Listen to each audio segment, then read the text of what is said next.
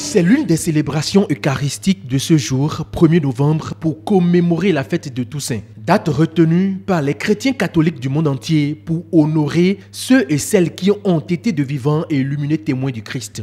Il faut déjà préciser que c'est plutôt une solennité. C'est un degré supérieur de fête que nous célébrons aujourd'hui à Toussaint, où nous commémorons tous les saints, c'est-à-dire ceux-là qui sont entrés dans la béatitude éternelle. Mais en célébrant la solennité de tous les saints, nous revivons notre espérance chrétienne.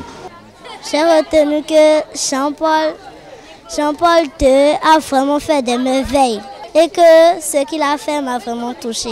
J'aimerais écouter la parole de Dieu pour être un saint. Un jour, moi aussi, j'irai chez Dieu. À l'église catholique Bon Pasteur de Cotonou, où nous nous sommes rendus pour la messe de 9h, généralement consacrée aux enfants, le Père célébrant a insisté sur la vocation chrétienne. Pour le serviteur de Dieu, le respect des commandements est primordial. Et pour prétendre être saint un jour, des règles sont bien claires.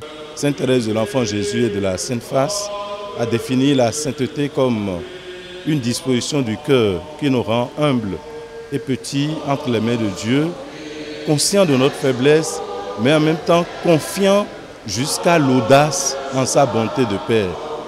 C'est dit donc que nous avons un effort à faire, mais nous devons ouvrir notre cœur et nos mains pour recevoir la grâce de la sanctification, car c'est Dieu et Dieu seul qui est saint. Donc l'éducation est essentielle.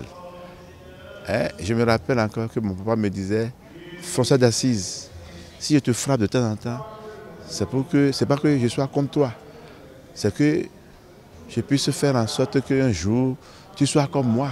Le prêtre nous a dit que de bien faire ce que nous avons fait et de retenir la parole de Dieu. Demain 2 novembre, la communauté va célébrer les morts, une commémoration qui n'est pas à confondre avec la fête de Toussaint. La Toussaint est une solennité, comme je viens de le dire, tandis que le lendemain, le 2 novembre, c'est la commémoration de tous les fidèles défunts. L'Église a voulu ce jour pour que nous puissions nous souvenir de tous les défunts. Prier alors pour tous ceux qui nous ont devancés. Le 1er et le 2 novembre sont donc deux fêtes qui participent du mystère, à savoir l'appel de l'homme à connaître la vie éternelle.